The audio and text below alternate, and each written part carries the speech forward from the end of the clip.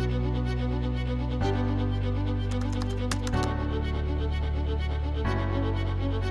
the keyboard to the boardroom, this is the Business of Esports podcast. The fastest growing entertainment phenomenon of this generation. I, Prophet of Esports, joined today by my friend and co-host William Collis. Yeah, we got the book of Esports out. It's a big deal. So everyone knows me as the Prophet and William as the Professor.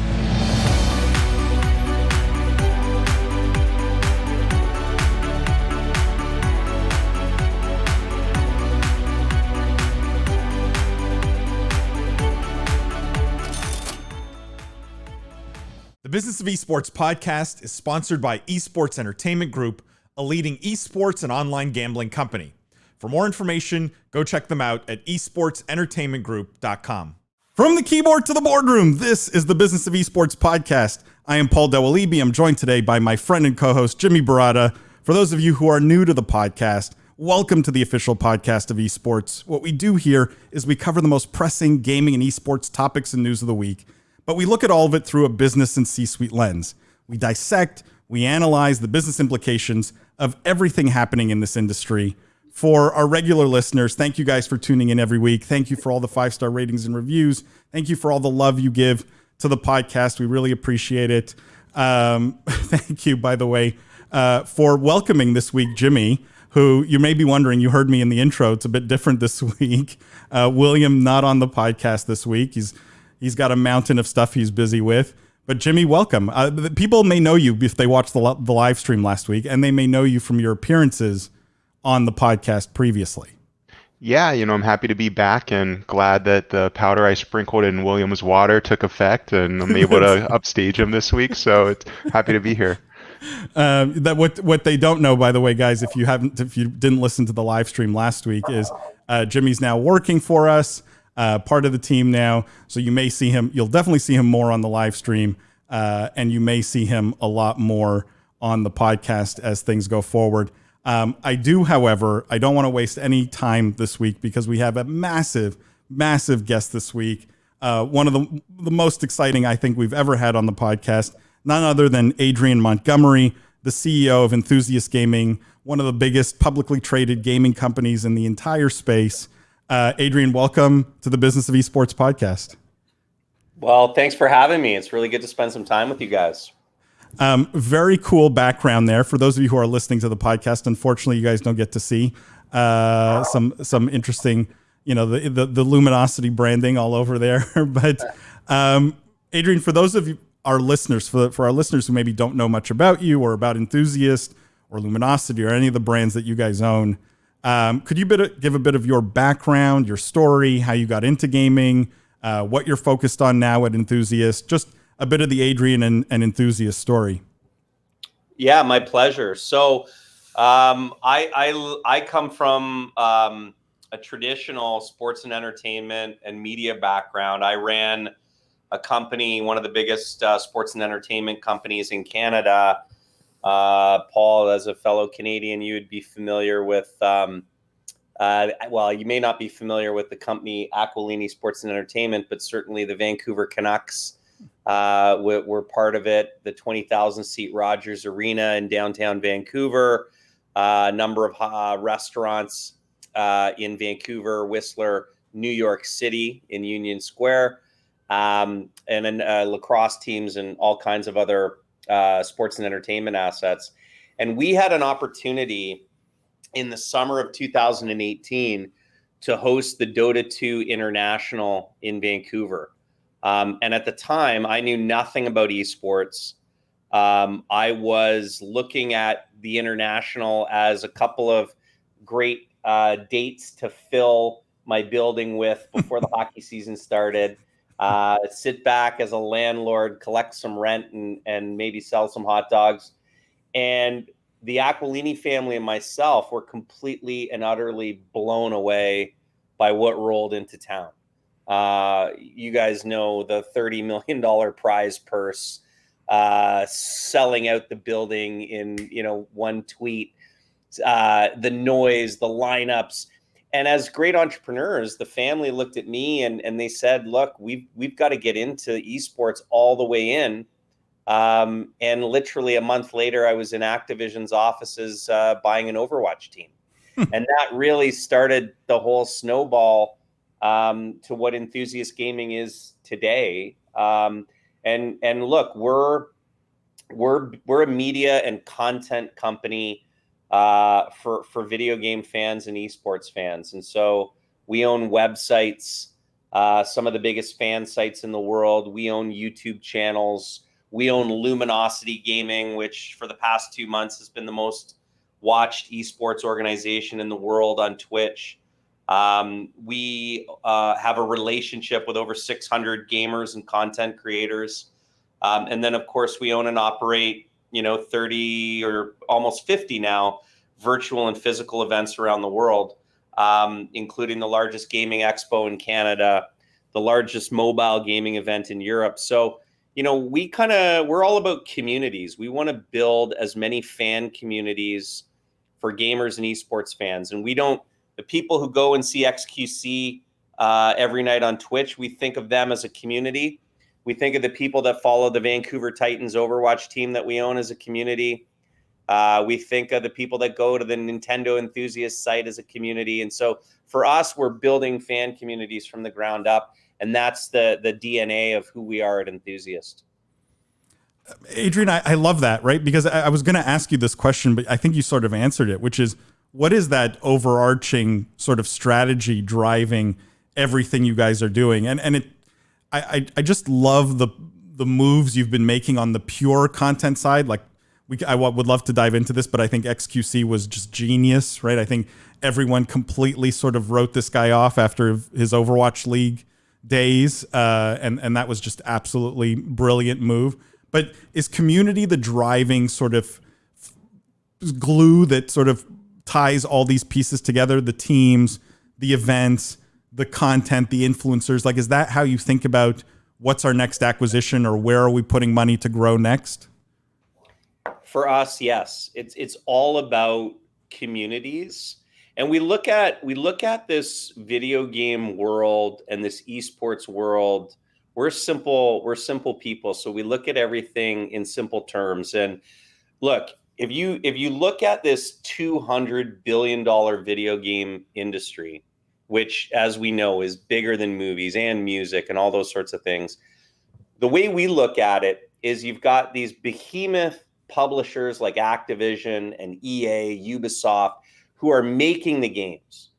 And then, for whatever reason, you have the biggest companies in the world, being Facebook and Amazon and Google, that are competing against each other to be the broadcaster of the streams and the content.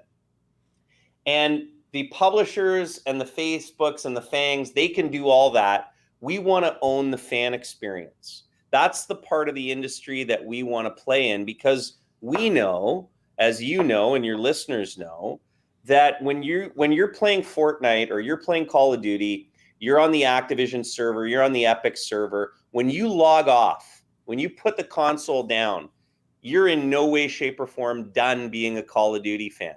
You're going to go to Twitch and watch your favorite COD players. We want you to watch ours.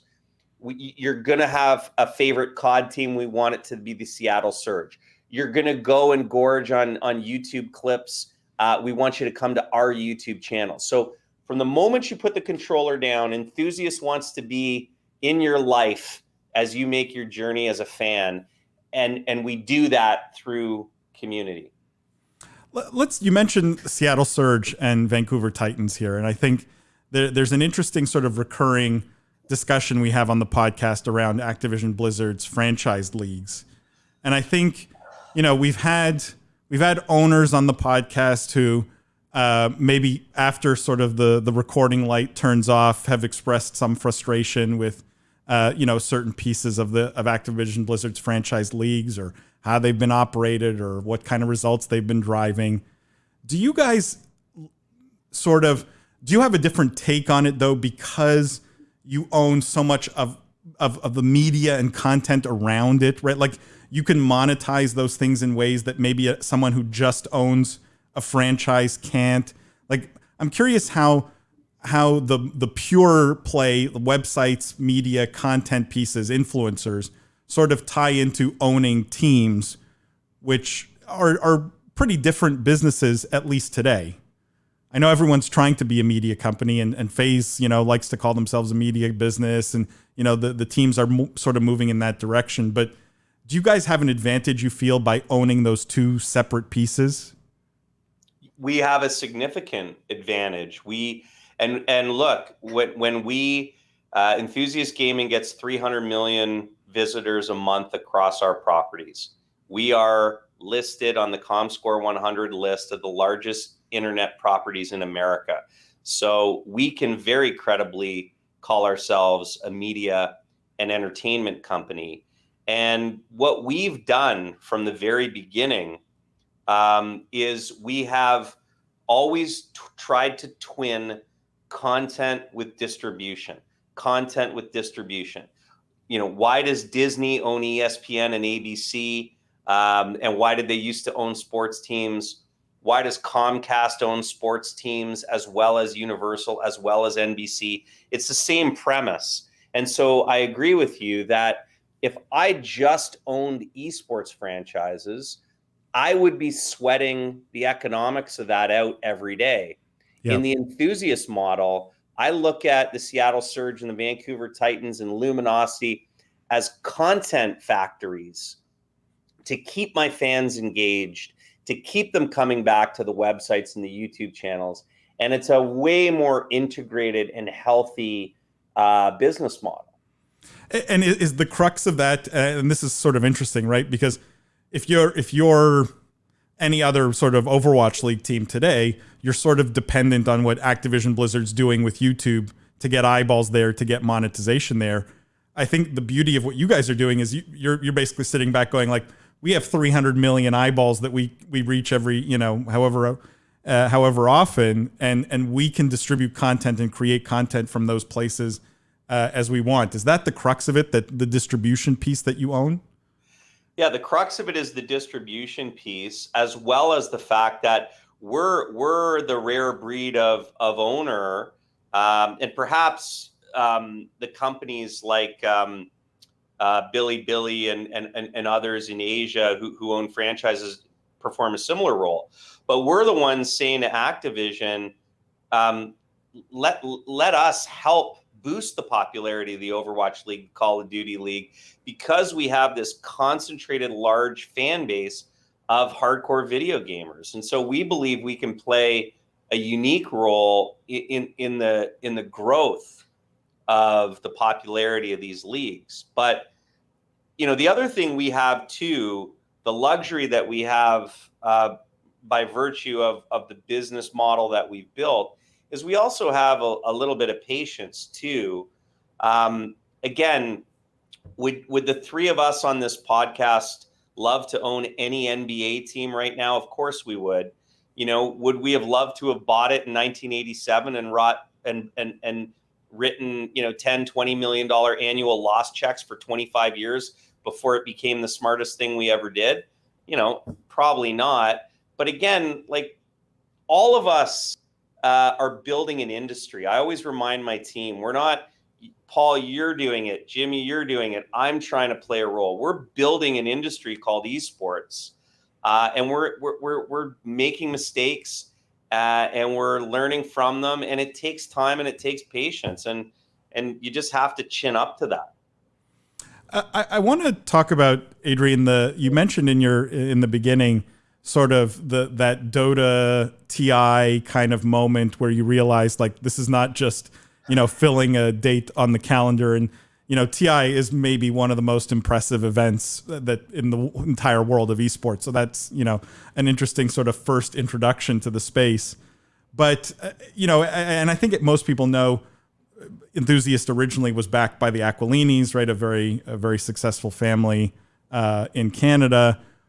Do you feel that part of the education with maybe people like the Aquilinis, or in general, anyone who's non-endemic to the space, is that live experience and like seeing a TI firsthand and having that light bulb moment? Like, do you feel that this is key to the education piece of it? It is essential to it because, and again, when people, ask me the honest question, oh, your business must have done so well during COVID. Well, in many respects, it did. But I think the industry suffered without those live events to give the older generation the aha moment that I had in 2018, because it is a lightning strikes moment if you're of a certain age, when you realize that the fan watching TI, the fan watching the League of Legends finals, is reacting to the gameplay the same way the Vancouver Canucks fans react come playoff time, the same way the New York Yankees fans react. And that is an unbelievable moment that accelerates the understanding of this esports industry that we're trying to build. And that's essential because, whether we like it or not, the people at Gillette and the people at Doritos that are writing the marketing checks, they didn't grow up with this, so they need some help to understand it. That's a question that I've asked other guests here, and I think you probably have unique insight, just given so much of content is ad-driven and sponsor-driven and things like that. How far do you think we are in terms of that education gap? Like, how big is that education gap, you feel? Are we 5 years away from, like, every brand walking into a meeting and getting it and knowing what we're talking about? Or 10 years or 2 years? Or, how big is this gap, do you feel today, Adrian? This gap was a canyon before COVID. This gap is a sliver right now. Interesting. And that is really the impact of COVID, because before COVID, when I was talking to brands and companies, I would say 4 out of every 10 meetings was some middle-aged jackass, laughing and saying, I don't understand why someone would watch someone else play a video game. And the juniors in the meeting would laugh at the boss and you'd kind of slink away. What COVID did, right? It was that person who made that comment couldn't get their son or daughter out of their bedroom for the last year. And the fact that all of us industry builders here, we infiltrated the world and put focus groups in every house in America, that shrunk that gap to almost nothing. And I can tell you this quantitatively because my sales team in November was filling out and responding to 2 RFPs a week. We're responding to 15 to 20 a week now. Wow. Major companies have realized that a Gen Z strategy must involve a video game strategy, must involve an esports strategy. And I couldn't be more bullish. So no 5 years, no 2 years, like we're on the other side of the field now with the ball. Wow. So you think that there's not much of a hurdle at all in terms of education now?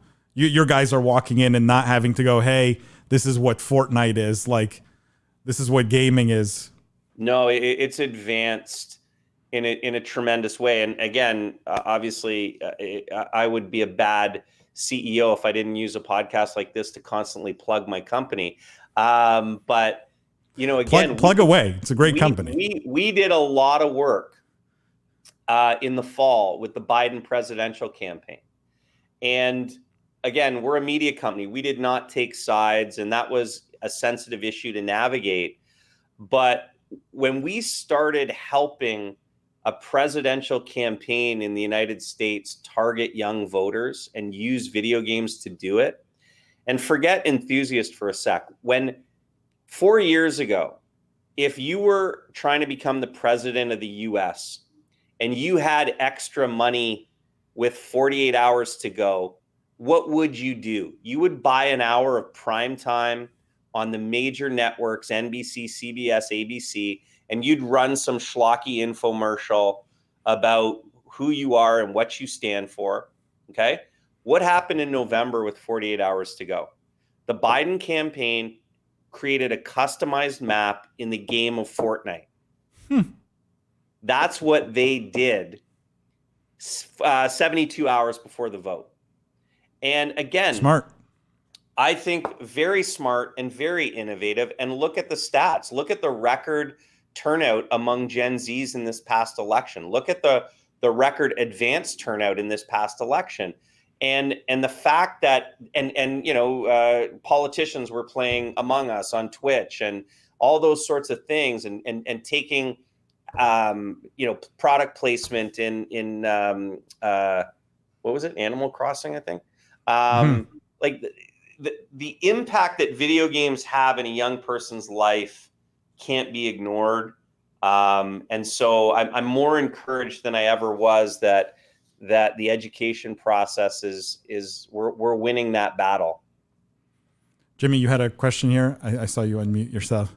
Not a question per se, just I love the concept of marrying these two industries, right? Marrying politics with the gaming culture, or just finding ways to get in front of this audience, as you said, because Gen Z, that's where they live. Gen Alpha as well, coming right after it. It's interesting because it does feel like there's been a more recent trend towards just gaming being much more mainstream, transcending the games themselves, right? Being much more of a cultural phenomenon than just gaming or a form of entertainment on its own. I think that's the really cool part about it. Adrian, let me just jump to a different topic here, and this is more really maybe more in the weeds on the business side. You guys recently uplisted to the NASDAQ. What was some of the thinking there? I mean, there are obvious advantages and benefits, but what was the thinking there? What was the process like? Are you guys seeing the benefits today? This is a major move, and in some ways great for the industry as a whole. I will just say, having a $1 billion gaming company, esports company, content business on the NASDAQ. But curious what your thoughts were there, and some of the benefits that you have reaped from that move. Well, thank you for the kind words, and we're really proud of the uplisting to NASDAQ, the uplisting to the top, the highest tier of NASDAQ. That was a large process, but ultimately, NASDAQ is the biggest stage of them all for companies like us. It is the exchange that gives companies like Enthusiast access to the deepest pools of capital, the broadest investor bases, and candidly, with no insult to my home country of Canada, but NASDAQ investors really understand companies like us far more intuitively than anywhere else in the world. They get what we're trying to build. They understand the growth implications. They understand that hyper growth companies are going to lose a little bit of money on the front end to make it up on the back end. They're far more understanding of that, and so it's just the right move for a business like ours. And again, NASDAQ is the biggest stage of them all for us, and if we can be a bit of a trailblazer for the industry, then that's a great thing too. Sorry, Jimmy, go ahead. I'm sorry, Paul. I just wanted to ask a follow-up there, and that's, Adrian, we had spent a little bit of the time at the beginning of the show talking about growing and scaling communities, but then obviously you mentioning now success on the NASDAQ. I was curious if that's because at its core, we're still data and tech companies. I think that's a fair point. That again, that is a lens through which to view a community-based business. And one of the things that's happening in the world today is, for whatever reason, whatever motivation, there is a privacy revolution that is taking root in the digital world, and third-party data is going to become harder and harder to access. And so there is going to be increased value in communities because you have a very real, very first-party relationship with the people that visit your communities. And again, the thing that I get really encouraged by when I talk about the value of communities to investors is I refer them to a little company called Microsoft, which is a $2 trillion company, and listen to their CEO. He talks about the future being about video games, video game communities, sharing content within those video game communities, 3 billion gamers in the world. I mean, Microsoft may as well be a gaming company now, given the emphasis that they place on it. And so that's encouraging. But you're very right. And that they're the granddaddy of tech companies and data companies. And so that is an important link to draw. Had they managed to acquire Discord, which I think they lowballed that big time. That they knew they were not going to get that for 10 billion. But had they been able to buy Discord, they would have spent like 20 between Bethesda, Discord, Minecraft. You're talking 25 billion plus there of acquisitions in the gaming space. So clearly they have faith around that space. Adrian, just on this topic still, do you find the gaming story is resonating as clearly? Like there's still that education hurdle doesn't exist with the investors you're talking to, the institutions that are hearing the stories for the first time? And two, is the access to capital that a NASDAQ listing gives you part of sort of a longer term acquisition strategy around gaming content? I don't know if you can't speak to any of those things, no problem, but well, I didn't come on your podcast not to answer questions. That would make me a really crappy guest. I am sensitive though to what can or can't be talked about in the public company kind of environment. Yeah, no, I appreciate that. And I guess what I would say, sorry, what was the first part of your question again? It was, the first part was, is there an education gap with the institutional investors, or has that disappeared like with the brands? There is a gap. And again, I'm going to sound like I'm dumping all over people of a certain age, but yes, there is a gap. And let me kind of give you an analogy, right? Like if you're of a certain age, unless you host Saturday Night Live, you can't possibly be really famous, right? It's just, and I could say, and you could say, and Jimmy could say, well, Mr. Beast, his videos were viewed 1 billion times last month. Yeah, but why isn't he hosting Saturday Night Live? Well, I don't know why he's not hosting. And Mr. Beast probably couldn't care less whether he hosts Saturday Night Live or not. But there's this tendency among older people to view momentum and success and popularity through a traditional lens, right? Yeah. So, and the crux of it all is Gen Zers don't watch television and they don't listen to the radio and they could care less about Saturday Night Live. But older investors are looking for traditional goalposts to decide whether or not they can understand something. And so that, good old fashioned age discrimination is a problem that we still encounter today, for sure. It's funny. The comeback to those sorts of that skepticism is always, well, a guy like xQc is filling like 3 hockey arenas every single night for like 12 hours straight, right? Watching him butter toast, right? It's not, and you try and explain that to people, but then you have to explain, like, what does concurrent viewership mean? And how do you calculate concurrent viewership? And 80 million people watch the Super Bowl, so 150,000 concurrents. What's that? Like, it's just, sometimes you just kind of roll your eyes, but there is still good old fashioned age discrimination that plagues us all a little bit. I mean, you bring up a good. Sorry, go ahead, Jimmy. Sorry, Paul. I gotta raise my hand or something. No, it's the first time you're co-hosting this podcast, so there you go. It's not.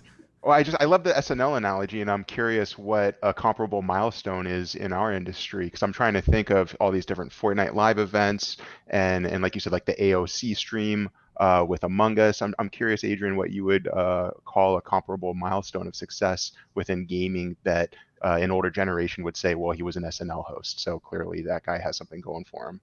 or him or her? I that's a really good question. I think, you know, I don't know. Like right now, it comes down to, it might come down to how quickly you can sell out a limited merch drop, right? Like, Oh yeah. It's true. that might be a decent enough metric. I don't know. That's really a good question. And the first time someone's asked me that, what do you guys think? I don't know.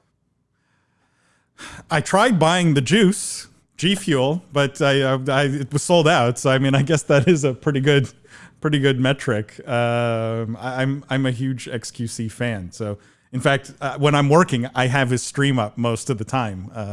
There you I go. just find him wildly entertaining. So I don't know. He's exceptional. I just want to touch on something you did talk about, Adrian, which was the data piece. Do you feel that part of the problem, at least for the more mainstream sort of, not audience, but the more mainstream sort of people who are hearing the story, like investors or, you know, brands that maybe aren't up to speed or things like that, do you think part of the problem is just consistency in data on the content side? Because this is a problem that we, like Business of Esports, struggles with also.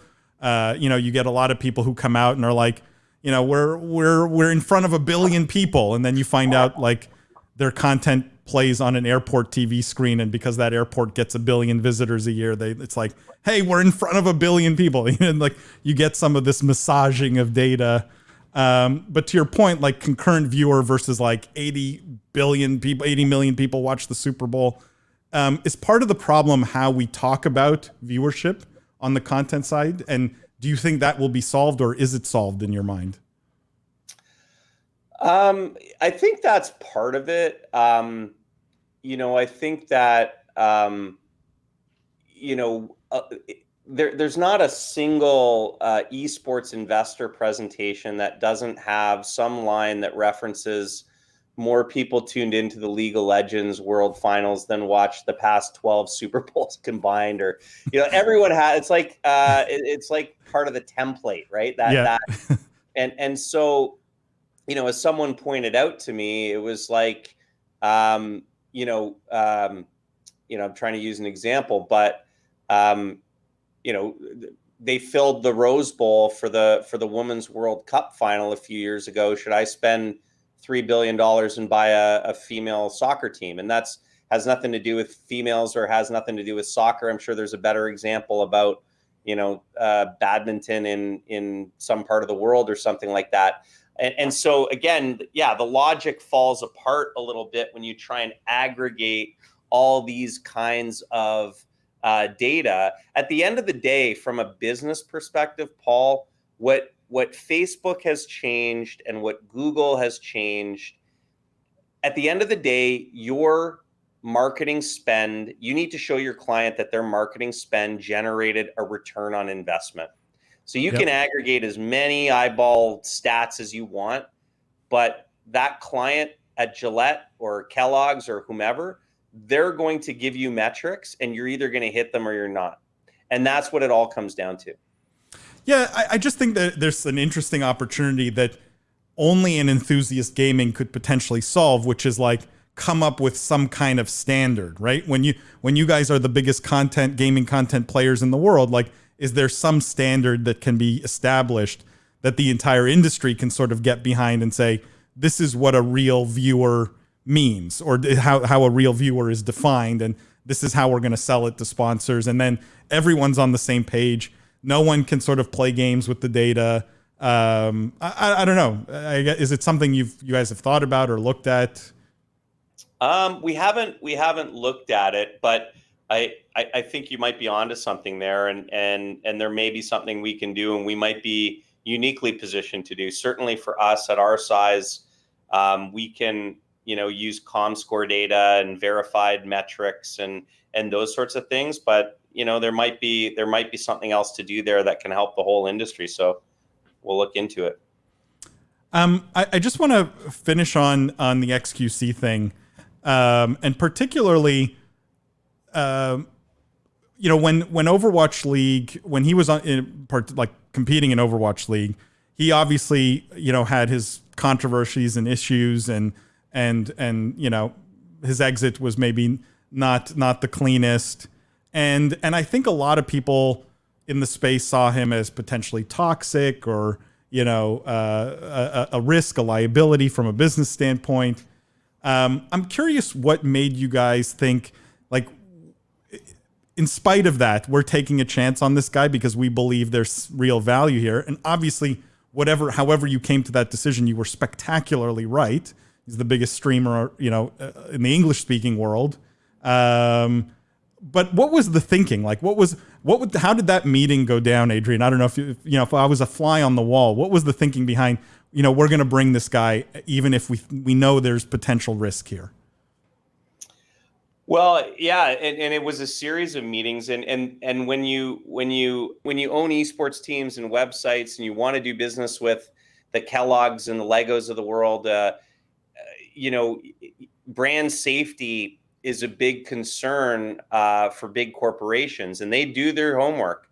But at the same time, I think where we landed was we said, look, we're trying to build a really great organization in Luminosity, and you can't compel young people to become fans unless you have compelling content and compelling personalities. And sometimes they're going to be controversial. Without it, you'd have, the Disney Channel. And that's not how you build an esports. Well, it could be, I guess, how you build an esports org.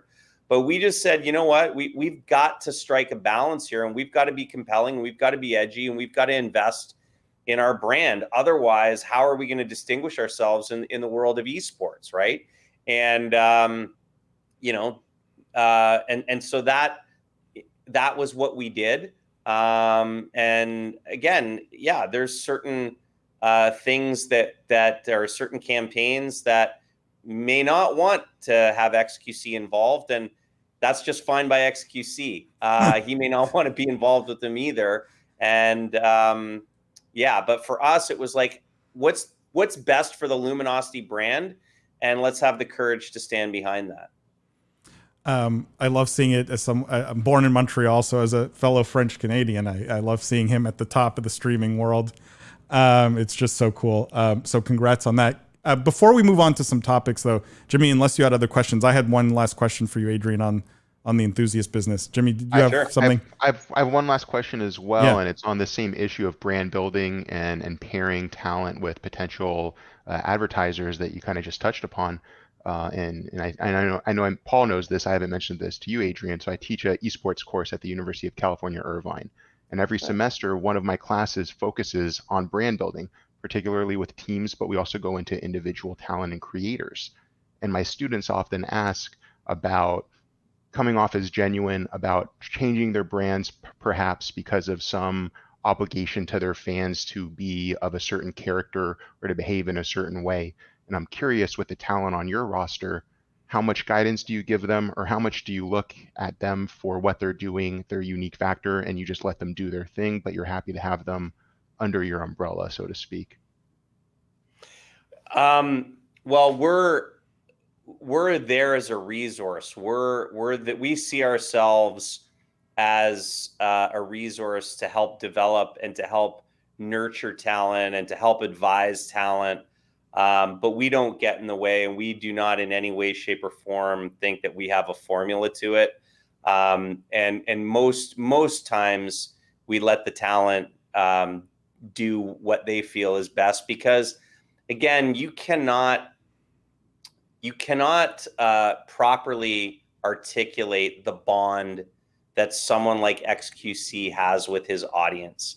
And again, that can't be taught. It is very, very intrinsic. And we would be the dumbest people in the world if we tried to apply rules and codes and handbooks to that. But we're equally proud, by the way, that we've developed and helped develop talent like a Shiv, like a Somerset, like a Chica. We've helped become more popular, we think, and that's a service that we're happy to provide. I have one last question, Adrian, which is around the future, and what are you looking at in terms of big trends in general in gaming, but maybe more specifically, where are you looking to make acquisitions going forward? What are some of the sort of pieces of the puzzle that you think are still missing as part of the enthusiast picture? Well, there's advantages to being simple, and we want to buy more communities and we want to build more communities. And we look at what parts of this gaming and esports world that we don't yet play a dominant role in. We don't own fantastic League of Legends communities yet. We don't own fantastic Minecraft and Roblox communities yet. And so we're going to try and find assets like those to fold into our world of communities. But it begins and ends for us with the communities and with creating content that keeps the engagement level with our audience high. And so we will make the investments there and continue to make the investments there. Very cool. Let's jump into some news. Lots of news this week. And specifically, let's start, Adrian, if you don't mind, with a story about you guys, which hopefully you have some interesting thoughts on. But let me just share this on screen here so everyone who's watching this, sorry to those listening to the podcast, but for those watching, everyone can see this. And the headline here is, Enthusiast Gaming believes in a higher power, collaborates with Coldplay for band's new single. Obviously, higher power here referring to Coldplay's new single, and very interesting collaboration here between gaming and music. Adrian, I'm curious if, instead of me recapping this, I'm curious if you could talk to it and what you guys were thinking here. What's the sort of exciting play here between gaming and music? Well, yeah, we are really proud of this association with Coldplay, and we're also proud that we really were the orchestrators of a lot of the elements of that relationship. And how it started was that the manager of Coldplay reached out to me. He said the band hadn't released music and was planning a new album and a new tour. And again, you have to remember about Coldplay, in addition to being one of the biggest bands in the world, they are one of the most innovative music acts. They were one of the first, if not the first band to license their music to iTunes. They did that deal directly with the late Steve Jobs. They licensed Viva La Vida for an iTunes commercial and ended up winning a Grammy. And Steve Jobs ended up doing pretty well with that deal as well. So they're innovators. And they said, we want to do something innovative and we want to bring our music to your audience. We started brainstorming with them. And we said, we have a content creator on Luminosity who's one of the biggest EDM DJs in the world, Zoo. And we said, what if Zoo remixed Higher Power? And they said, really? That sounds like a great idea. Let us call Zoo. So we, Luminosity enthusiasts, called Zoo, teed up that collab where he remixed it. And then we remembered that Fresh, one of our big gamers from Australia, is an incredible DJ. So we said, look, why don't we broadcast the launch of the remix on Twitch? We'll get Fresh to open and DJ for Zoo, and we'll get Coldplay to come on. And then we decided, they said, well, what's the gaming hook? And we said, well, why don't you guys become members of Luminosity? And they said, that sounds fantastic. And so we kind of put that whole thing together, and we're really proud of it. And we're proud of the success we had with it. But, this isn't, I'm going to launch a new album. I better buy some billboards and I better buy some radio ads. This is, how do I talk to the enthusiasts of the world? How do musicians talk to the Robloxes of the world? How do they get, if you're a manager of a musician, forget the Super Bowl. How do I get my act a concert in Fortnite? We're taking over the world, and it's not just video gaming, right? The interesting thing here, guys, is the intersection between music and gaming, between fashion and gaming, between lifestyle and gaming. And, to be in the middle of all that is certainly very exciting for us. And not to belabor the point, but, those bad middle-aged investors and marketing executives that I just crapped all over, they don't understand Mr. Beast and why he's not hosting Saturday Night Live, but they all know Coldplay. So when we say, listen, man, you may not get what we do, but Chris Martin does, oftentimes that's enough to seal the deal. So we'll, two questions, Adrian. Will we see Coldplay participate in any gaming tournaments under the Luminosity brand? Or better yet, if they win more Grammys, does that mean you get a Grammy as well now that they're Team Luminosity? I just want a backstage pass so I can impress my wife that I actually did something with my life. But I'll take that. What I can tell you, exclusive for the podcast here, Paul. Love it. We will be doing more with Coldplay, so stay tuned. That's so cool. I love this partnership. Like, I think, and this is, to me, is the crux of it all, and what you guys are doing spectacularly well. The value's not in the games or the gaming. The value's in the gaming audience, right? That's why you're $1 billion company, right? It's how do you reach those people, because they're the tastemakers. They're the real influencers. They're the ones who are going to listen to this music and spread the word. And clearly Coldplay gets that, which is awesome. Jimmy, I don't know if you had anything on this. I know you came from the music world, so. I saw Coldplay live at Glastonbury in 2016. It was one of the coolest experiences I've ever had, and the fact that you're going to recreate that in a digital format and like you said, with repeat events. Once you sort out your own backstage, situation, I know Paul and I are next in line. Absolutely. And you know what? Where we're going with this too, and it doesn't sound like, wait, obviously, if you went to Glastonbury, you love going to see live music, you love festivals. When we're allowed to again, you'll know that we've done something pretty cool when you go to Coachella and you see Fresh doing a set, and he started as a gamer.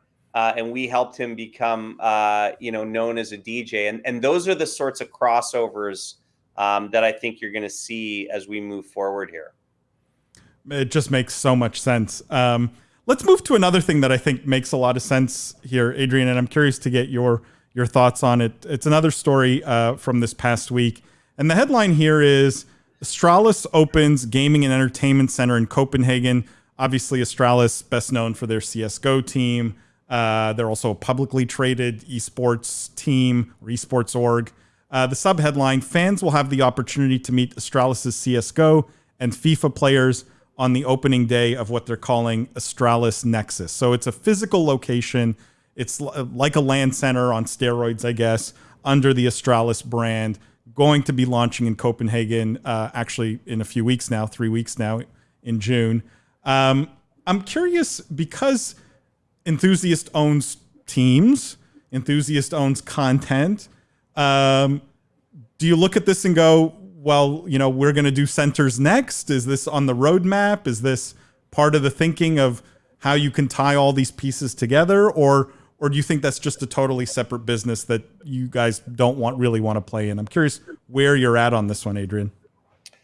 Well, I think what Astralis is doing, and they've been innovative in their own right. They're on the NASDAQ in Europe, and they're doing some pretty cool things. For me, I still have the scars of running an arena, and it's the challenge there is you literally need to fill it 180 times a year or 200 times a year to make the numbers work. And that's a tall order. And so for me, the physical kind of event real estate is something that's not something we're going to grow on. Again, we're going to build those communities because I think it'll be successful, but it's kind of stressful when you have to fill it 4 nights a week, every week, to make the business model work. And we're Canadian, as you know, so less stress, the better for us. And we'll find easier ways to go about it. Can I just press on this for a second? Because Yeah. Jimmy, I'm curious to get your thoughts on this Astralis announcement, but I just want to press on this once for just a second, because I've been very critical on this podcast. I was critical on this podcast of the overactive media, fellow Canadians, their announcement of a $500 million stadium in Toronto. And I felt $500 million, and it was 7,000 seats. And I, back of the envelope math, I couldn't make the math work. I don't know how they plan on making it work. But do you look at that and go, we could use that? Do you look at that and go, that's a terrible investment? Do you look at that? Like, what's your view on that, given that it's in, the enthusiast backyard, and it's esports and it's a big number? Well, I mean, again, we're in a part of the life cycle of this industry where a rising tide lifts all ships. And all I'll say is this: building physical and running physical esports venues is not what we are going to do. Yeah. But here's the good news. If 7,000 people are going to watch esports 150 times a year in Toronto, that means that my company will be worth $3 billion. You'll have 9 million people tuning into your podcast. Sure. Jimmy will be the chancellor of the University of California, Irvine, and the most successful professor. So again, if that works, it's a great point, right? And I think sometimes, and I'll put myself in that boat, sometimes people lose sight of that point, that success on any front for any player in the industry is good for the entire industry as a whole. Of course, it makes for a less interesting podcast if we just always think everything is great, and if I never, disagree with anything or call anything out. But totally agreed. I mean, we all hope for its success. The take I always, the way I always look at it is like, could that $500 million be spent better somewhere else in the gaming space? I don't know. But I agree. I hope they fill it 150 nights a year. Because that just as a fan of gaming, that would be awesome. Yeah, and just to add a new perspective here, because Adrian, I appreciate it from the owner, event organizer kind of standpoint. I used to be in a lot of talks similar to this Astralis Gaming arena with on the talent side of things. And for the talent, I could share that it was kind of the opposite of your point. It was such a load off their shoulders, because these are people that are looking to monetize in new ways, looking to reach new audiences, looking for long-term agreements for repeat business. We were talking about Vegas type events, kind of like the in-house share concerts. So when I first read this, I looked at it from a talent perspective, like, wow, that manager, that team, they're going to be really happy to get that long-term contract here. But I never really thought of it from the other side of the table, which is like, this is an expensive venue that needs to put butts in seats, and that's a really tall order to do, like you said, 200 times a year. Yeah, and again, I always boil it down to this, which is the hardest thing to do in the world. Believe it or not, there is a right answer to that question. The absolute hardest thing to do in the world is to get someone to go somewhere to participate in something, right? Like you could organize a dinner party this weekend, and I guarantee you, if you want 6 people there, one person's going to cancel, right?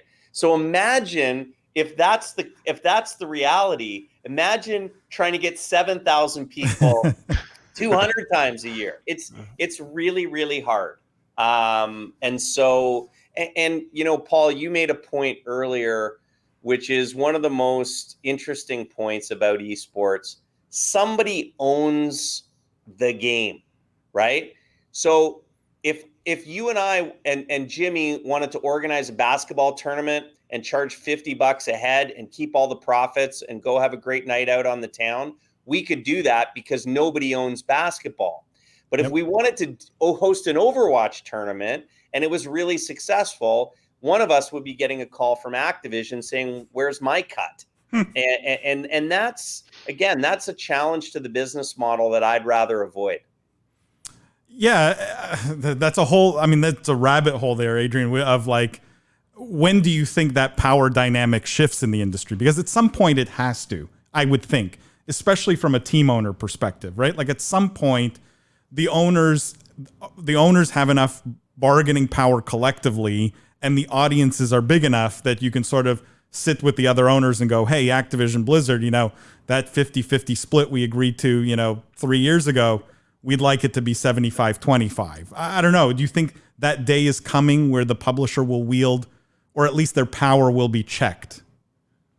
Well, yes and no. Look, from a pure esports angle, you certainly a league is only as strong as its weakest franchise, right? Sounds like a cliche, but it's true. But again, we have to be careful. What if Activision says, look, we'll give you a greater split, but you know what? There's 1,200 people that we pay full time to work on the Overwatch meta. So if you guys want to help us pick up that pro rata share of the tab, then yeah, let's do it. Or, we invested $500 million in startup costs, for World of Warcraft. And so, we need to get some recognition for that. So it's a very difficult situation. It's always easier when, no one owns the sport of basketball. Yeah. Even though it was created by a Canadian, and so Canada should own the sport of basketball. Agreed. Although as a Canadian, we all know I only watch hockey. Adrian, that guys, that brings us to the end of this podcast. That flew by. Thank you so much, Adrian, for being on the show. If people want to follow you or find you, or if you want to be found, like where can they follow you? Where can they find you? Or where can they find Enthusiast Gaming? Maybe if you want to just plug that or something specific. Enthusiastgaming.com, and we are Enthusiast on the socials. And really super appreciate the time from you, Paul and Jimmy. And certainly, again, I can't stress this enough. We're all building an industry together. We're going to have great stories to tell our kids. And the investment that you make in providing a spotlight for folks like myself and this industry is really, really much appreciated. So keep doing what you're doing as well. Thank you so much, Adrian, for being on the show. Jimmy, thank you for covering for William this week. Really appreciate it. To all of you guys listening, make sure to go check out Enthusiast Gaming. Go follow them on all their socials. Also follow us on Twitter, Instagram, TikTok, everywhere. It's at Biz Esports, or subscribe to us on YouTube, The Business of Esports. And don't forget, guys, every Wednesday evening, 8:30 p.m. Eastern Time, we do a live stream.